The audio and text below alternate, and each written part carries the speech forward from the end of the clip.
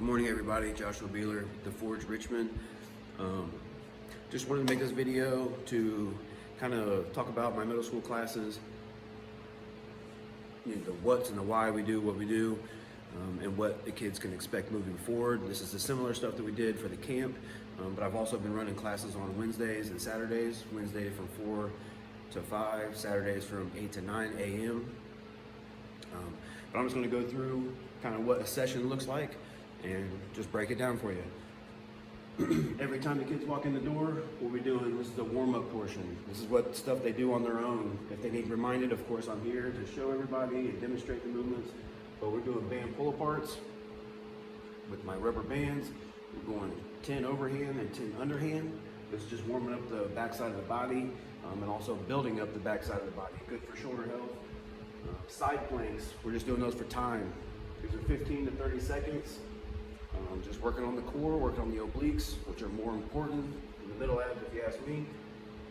Back extensions for 12, working on the low back and posterior side of the body, working on the hamstrings and the glutes. Recline rows, we're grabbing gymnastics rings, leaning back, pulling our body up. So this is more working the bigger muscles of the back. This is more core work again as well. If the butt starts to sag, you gotta get that core nice and tight and squeeze your butt. Lunge 3 ways. We're lunging forward, backwards, and to the side.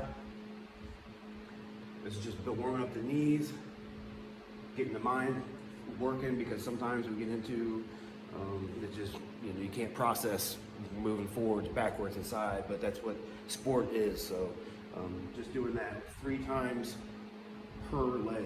So you can alternate, or if you can do them all on the same side. And then body weight calf raises, just warming up the ankles, warming up the muscles in the calves. So this would be the warm up. The kids would go through that twice on their own. We spend about 10 minutes on that. Some kids bust through it and get done a lot quicker.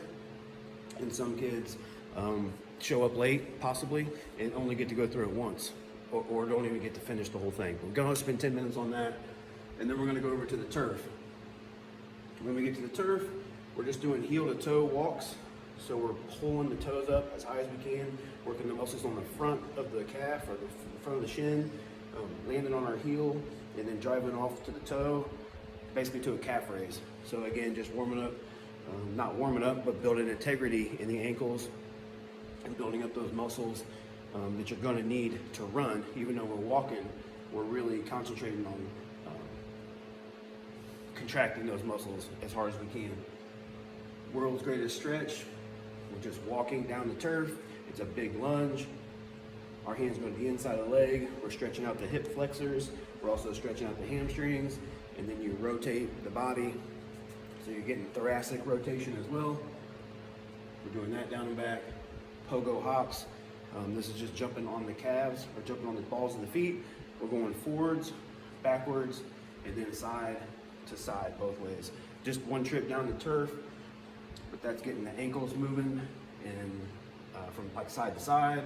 We're also just down and back. It's just the ability to absorb and redirect force quickly, and just building up all those ankle tendons and ligaments, injury prevention. So trying to make sure nobody's rolling ankles, things like that.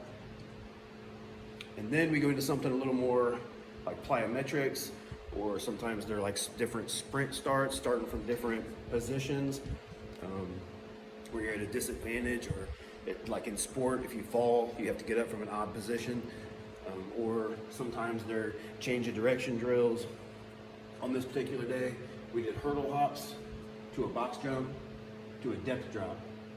So again, repeated bouts, being able to absorb and redirect force quickly.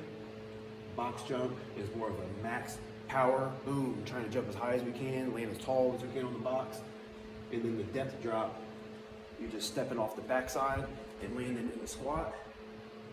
Again, the ability to absorb force and hold that position. You can't produce force if you can't absorb. And then we did anti-rotational medicine ball throws. This is a half kneeling position, so one knee's down, one knee's up, and we threw to the side of the body that would be more, you can't move the hips, so it's anti-rotational. It's kind of a more difficult movement, but putting the body at a disadvantaged position and doing things is good for sport, because sports are unpredictable and you get into funky positions. And so we always try to change the angles and the throws that we're doing. So then we did all of that turf work, and then we go over here and we do some weight training. On this particular day, we did dumbbell bench press for sets of 8. This is a circuit style, and we go straight into a single arm cable row. Anytime you're working one side of the body, this is like anti-rotational or anti-flexion. This is sneaking in core work. So you're working the back muscles in the arms, but we're also sneaking in core work. And then to give these muscles a break, we go into hanging leg raises to failure. That number changes for everybody. Sometimes it's 5, sometimes it's 12. So that's just kind of depending on who's doing the movement. So I just put to failure, to F. We went through that 4 times. Then we sneak over here, goblet squats, times 6 with a 1-3-1 tempo. Basically, this is just the down phase. This is when you're in the bottom of the hole at the bottom of the squat, and then this is the concentric phase, or the driving up phase. Basically what it is a 3-second pause at the bottom. Just being able to find that position and hold that position. Sometimes if you don't do the pause at the bottom, we don't always do it, but you don't want kids to just bottom out at the bottom and then kind of drive back up, or it's just not a very, they're just using stretch reflex. So this is just building structural awareness and just building that position of being comfortable in the bottom of the squat, and being able to drive from a static position is difficult to do. In a little more fatigued state, we're doing broad jumps times 3. Another repeated bout of absorbing and redirecting force explosively. Now that we've done our bench press, we can go in to some band tricep extensions for high repetitions. This is a very light movement, but the higher repetitions builds up the elbows to keep them safe. The tendons and ligaments in the elbows, they work well with bands. So does the back of the leg, the hamstrings. From there, we did that 3 rounds. From there, we went into sleds. On this day, we pulled the handles, the metal handles down, and then we turned around and pulled a strap back. So we did a pull on the sled. Sometimes we push. Kettlebell farmer carries, squatting down, picking up the kettlebells, basically a deadlift. It's a heavy kettlebell, so the shoulders, upper back, your grip's working, you're working more core work. It's a total body exercise. And then sledgehammer swings, taking the sledgehammer, boom, hitting my tire outside, 6 each side, 3 rounds of that. And he killed it. It was a great day. But kids love this stuff. And like I said, I'm running classes on Wednesday from 4 to 5 and Saturday from 8 to 9. The numbers are limited, but the kids that was in the camp loved it, and I'd love to have them all back. Numbers are limited though.